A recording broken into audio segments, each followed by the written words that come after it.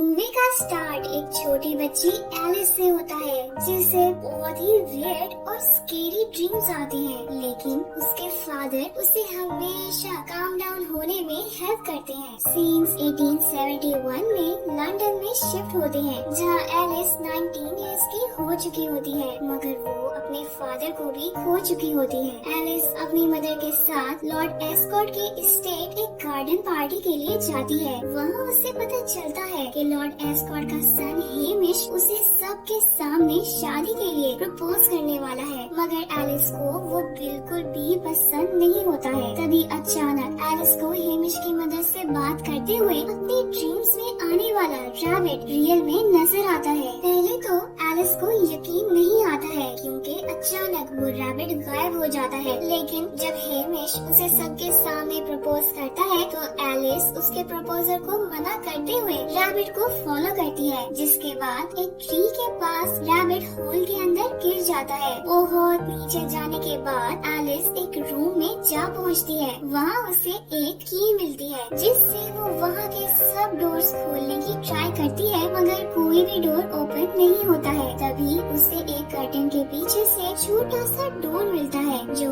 उस की से ओपन हो जाता है, पर एक मसला खत्म होता है तो दूसरा आ जाता है। एलिस उस डोर के छोटे होने की वजह से उससे गुजर नहीं पाती है। रूम को एक्सप्लोर करते हुए एलिस को वहाँ एक बॉटल मिलती है जिस पे ड्रिंक मी यानी मुझे पियो लिखा होता है। उसे पी के एलिस की हाइट कम हो जाती है, मगर की टेबल पे रह जाती है और उस तक पहुँचना मुश्किल हो रहा होता है। तभी उसे टेबल के नीचे एक केक का पीस मिलता है जिस पे ईट मी यानी मुझे खाओ लिखा होता है। उसे खा के एलिस बड़ी हो जाती है, की पकड़ती है और बॉटल से लिक्विड पी के फाइनली उस डोर को पास कर लेती है, जिसके बाद वो वंडरलैंड नामी मैजिकल प्लेस के फॉरेस्ट में जा पहुंचती है जहां वो एक white rabbit, dormouse, dodo, talking flowers और identical twins Tweedledee and Tweedledum से मिलती है। ऐसा शो हो रहा होता है कि वो सब एलिस को पहले से ही जानते हैं। वो सब ये बहस करते हैं कि वो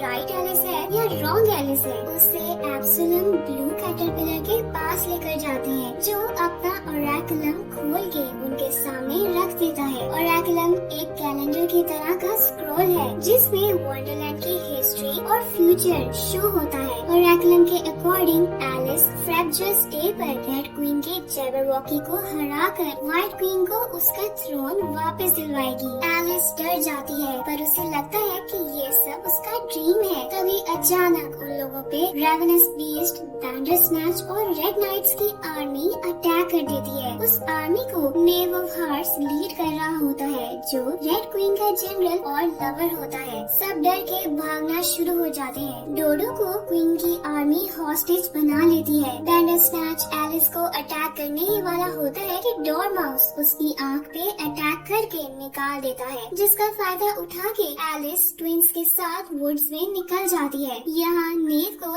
एब्सोलम का ओरेकुलम मिल जाता है जो वो लेके फौरन क्वीन के पास भागता है। रेड क्वीन के जब बर्ड ट्विंस को भी उठा के ले जाते हैं और एलिस बेचारी इस अजीब से वर्ल्ड में अकेली रह जाती है। रेड क्वीन बहुत ही क्रूल और वियर्ड होती है जो ह्यूमंस, एनिमल्स किसी पे भी तरस नहीं खाती है। नेव ओरेकुलम लेके रेड क्वीन के पास पहुंच जाता है जो फौरन एलिस को ढूंढ के उसे मारने के ऑर्डर्स दे देती है। नेव ब्लडहाउंड को एलिस की सेंट को फॉलो करते हुए उसे ढूंढने को कहता है। ये करने के लिए वो उसे लालच देता है कि वो उसकी वाइफ और बच्चों को फ्री करवा देगा। एलिस डलजे वुड्स में एंटर करती है जहाँ वो चेशायर कैट से मिलती है जो इनविजिबल होने की एबिलिटी रखती है। कैट एलिस को मैड हैटर, मार्च हेयर और डॉरमाउस की टी पार्टी में ले जाती है। नेव भी ब्लडहाउंड की मदद से वहाँ पहुँच जाता है। हैटर एलिस को छोटा करके टी पॉट पे छुपा देता है और ब्लडहाउंड को अपनी मदद के लिए कन्विंस कर लेता है। नेव के वहाँ से जाने के बाद हैटर एलिस को छोटा ड्रेस बना के देता है और अपने साथ विलेज में ले जाता है। हैटर उसे बताता है कि उसने ये रिबेलियन तब ज्वाइन किया था जब रेड क्वीन ने उसका सारा विलेज जला दिया था और सब लोगों को मार दिया था। हैटर मजीद बताता है कि रेड क्वीन के जैबरवॉकी को बस मार्बल स्वॉर्ड से ही मारा जा सकता है। रेड क्वीन ने उस स्वॉर्ड को भी कैप्चर करके अपने पास छुपाया हुआ है। एलिस कहती है कि वो कोई स्लेयर नहीं है, जिस पर हैटर कहता है कि उसे ऐसा नहीं बोलना चाहिए, वो उन लोगों की आखिरी उम्मीद है। नेव उन लोगों को फॉलो करता वहाँ भी आ जाता है, जिस पर हैटर एलिस को अपनी हैट पे बिठा के रिवर की दूसरी साइड पर भेज देता है और खुद सोल्जर्स के हाथ लग जाता है। एलिस रात उसी हैट के नीचे गुजारती है। सुबह ब्लड हाउंड वहाँ आता है, जिससे एलिस कन्विंस कर लेती है कि वो उसे रेड क्वीन के कैसल ले जाए ताकि वो हैटर को उनसे बचा सके। कैसल के अंदर जाने के लिए एलिस एक पॉन्ड के ऊपर से गुजरती है, जिसमें रेड क्वीन ने लोगों की डेड बॉडीज फेंकी होती हैं। एलिस उनके मुंह के ऊपर से होती हुई एक होल तक पहुंचती है और उससे कैसल के अंदर चली जाती है। रेड क्वीन के कैसल पहुंच के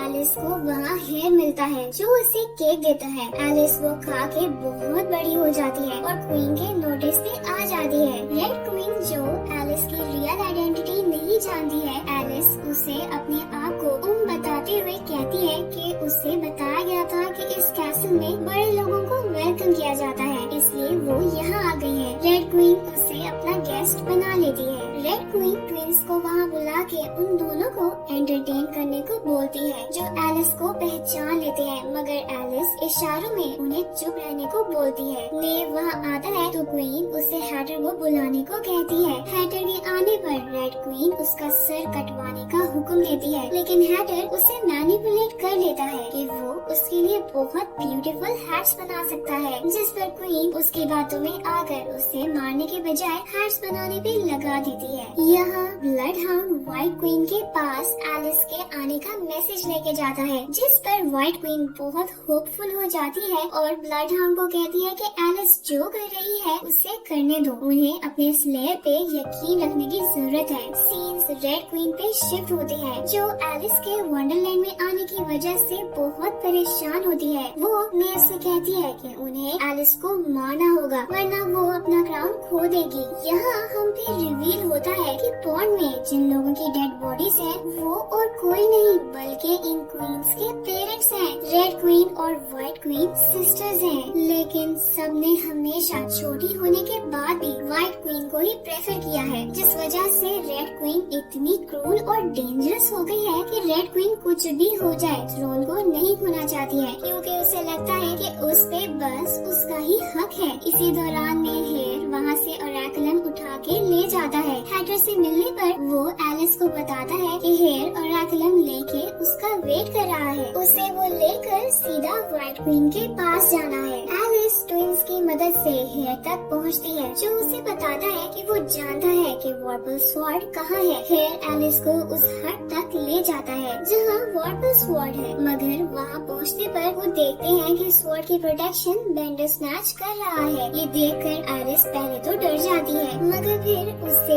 एक आइडिया आता है। एलिस फौरन भागते हुए डोरमाउस के पास जाती है। उससे वो बेंडर स्नैच की आई लेके वापस हट के पास जा रही होती है कि उसे नेव रोक लेता है, जो एलिस को हरास करने की कोशिश करता है, मगर एलिस उसे पुश करती वहाँ से निकल जाती है। नेव को ये करते क्वीन की एक सर्वेंट देख लेती है। एलिस आई लिए बेंडर स्नैच के पास पहुँचती है। उसे उसकी आई दे के एलिस उसके साथ दोस्ती कर लेती है, जिसके बाद स्वॉर्ड लेने जाती है तो देखती है कि वो एक चेस्ट में लॉक्ड है, जिसकी की बेंडर स्नैच के गले में है। बेंडर स्नैच उस पे अटैक करने आता है तो एलिस उसे अपना वुंड दिखाती है, जो बेंडर स्नैच ने उसे पहले दिया था। बेंडर स्नैच पूरा फील करते हुए एलिस को प्यार करता है और की भी लेने देता है। एलिस स्वॉर्ड लेके हैटर के पास पहुँचती है। यहाँ क्वीन को नेव की हरकत का पता चल जाता है, जिस पर वो नेव को कन्फ्रंट करती है। नेव सारा इल्जाम एलिस पे डाल देता है। ये सुन के क्वीन एलिस को मारने की ऑर्डर्स देती है। नेव जब सोल्जर्स लेके एलिस के पास पहुंचता है तो उसे पता चल जाता है कि वो ही असली एलिस है, जो व्हाइट क्वीन की स्लेयर बन के रेड क्वीन को हराएगी। नेव एलिस पे अटैक करने ही लगता है तो हैटर और डोरमाउस उसे कवर करते हुए वहाँ से जाने को कहते हैं, मगर नेव सबको अलर्ट कर देता है। सोल्जर्स एलिस को चारों तरफ से घेर लेते हैं, बचने का कोई रास्ता बाकी नहीं होता है। तभी एंट्री होती है बेंडर स्नैच की, जो सबको मार कर गिरा देता है और एलिस को कैसल तक ले जाता है। आगे उन्हें ब्लड हाउंड मिलता है, जो उन्हें व्हाइट क्वीन के कैसल तक ले जाता है। वहाँ पहुँच के एलिस व्हाइट क्वीन को उसकी स्वॉर्ड देती है। व्हाइट क्वीन एलिस को ड्रिंक दे के वापस उसकी साइज पे लाती है, जिसके बाद एलिस एब्सोलम से मिलती है, जो एलिस को कहता है कि वही राइट एलिस है, जो फ्रैब्जस डे पे स्लेयर बन के वंडरलैंड को उसकी राइट क्वीन दे देगी। सीन्स हैटर पे शिफ्ट होते हैं, जिसकी मदद के लिए कैट वहाँ पहुँच जाती है। नेक्स्ट डे जब रेड क्वीन हैटर का सर कटवाने वाली होती है, तभी अचानक हैटर गायब हो जाता है और उन लोगों पे रिवील होता है कि वो हैटर नहीं बल्कि कैट थी। रेड क्वीन गुस्सा होकर जब बर्ड को रिलीज कर देती है। हैटर, ट्विंस, डोरमाउस, कैट और ब्लड हाउंड की फैमिली उन सब से बचते हुए रेड क्वीन के कैद से आजाद होके व्हाइट क्वीन के कैसल पहुंच जाती है। हैटर एलिस को यकीन दिलाने की कोशिश करता है कि ये उसका ड्रीम नहीं है बल्कि रियलिटी है, लेकिन एलिस अभी भी डिनायल में होती है। फ्रैब्जस डे में सिर्फ एक दिन बाकी होता है। सब लोग चाहते हैं कि एलिस उनकी स्लेयर बन के रेड क्वीन के जैबरवॉकी को फाइट करे। व्हाइट क्वीन एलिस को कहती है कि वो सोच समझ के ये फैसला करे, क्योंकि इसमें उसकी जान भी जा सकती है और एक बार रिस्पॉन्सिबिलिटी लेने के बाद वो पीछे हट नहीं सकती है। एलिस डर जाती है और वहाँ से भाग जाती है। एलिस जाके एब्सोलम से मिलती है, जो अपना कैटरपिलर का टाइम पूरा होने पर ट्रांसफॉर्म होने वाला होता है। एब्सोलम एलिस को याद करवाता है कि जो वो बचपन से देख रही थी वो उसका ड्रीम नहीं था बल्कि रियलिटी थी। एलिस बचपन में भी वंडरलैंड आ चुकी है, इसलिए सब उसे जानते हैं और उसका वेट कर रहे थे। जब एलिस यहाँ से अपने वर्ल्ड में गई तो वो सब एक मेमोरी बन गई थी, जो एक ड्रीम की तरह रिफ्रेश होती रही थी। दोनों आर्मीज फ्रैब्जस डे पे फाइट के लिए तैयार होके निकल रही होती है। व्हाइट क्वीन और उसकी आर्मी को लगता है कि उन्हें अपने स्लेयर के बगैर ही वहाँ जाना होगा। तभी एलिस बैंडरस्नैच पे बैठी सूट ऑफ आर्मर में वॉरपल स्वॉर्ड के साथ फाइट के लिए वहाँ पहुँच जाती है। दोनों आर्मीज चेस बोर्ड की तरह की बैटल फील्ड पे पहुँचते हैं, जहाँ व्हाइट क्वीन रेड क्वीन को समझाने की कोशिश करती है कि फाइट नहीं करनी चाहिए है, लेकिन रेड क्वीन कुछ भी सुने बगैर अपनी जैबरवॉकी को फाइट के लिए फील्ड पे ले आती है। हैटर एलिस को इम्पॉसिबल पे बिलीव करते हुए फाइट करने को कहता है। एलिस अपने फादर की एडवाइस को फॉलो करते हुए हर इम्पॉसिबल चीजों की लिस्ट को याद करते हुए फाइट स्टार्ट कर देती है।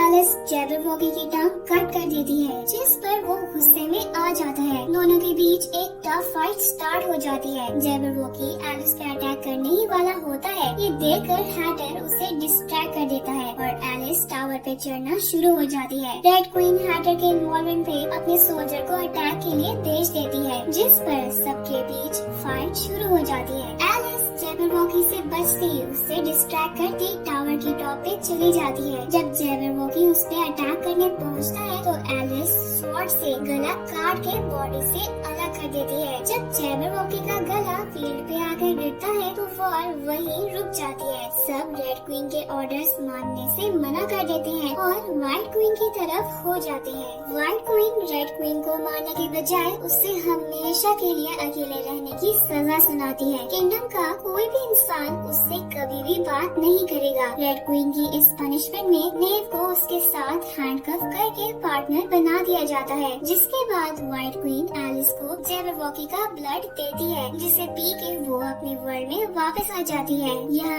एलिस हेमिश को शादी से मना करके उसके फादर के साथ बिजनेस डिस्कस करने चली जाती है। एलिस लॉर्ड एस्कॉर्ट को अपने हांगकांग के साथ ट्रेडिंग आइडिया से इम्प्रेस कर देती है। लास्ट सीन्स में वो एक ट्रेडिंग शिप के साथ जा रही होती है, जब एक ब्यूटीफुल ब्लू बटरफ्लाई उसके शोल्डर पे आकर बैठ जाती है। एलिस को रियलाइज होता है कि वो एब्सोलम है, जो अपनी ट्रांसफॉर्मेशन कंप्लीट कर चुका है। एलिस उसे स्माइल देती है और वही मूवी एंड हो जाती है। तो दोस्तों, इस मूवी से हमें लेसन मिलता है कि हमेशा वर्ल्ड को सेव करने के लिए एक हीरो की जरूरत नहीं होती है। अगर एक लड़की अपने ऊपर यकीन रखे और उसकी स्ट्रॉन्ग विल पावर हो तो बगैर किसी हीरो की मदद के खुद अपने और अपनी फैमिली के लिए एक हीरो बन सकती है।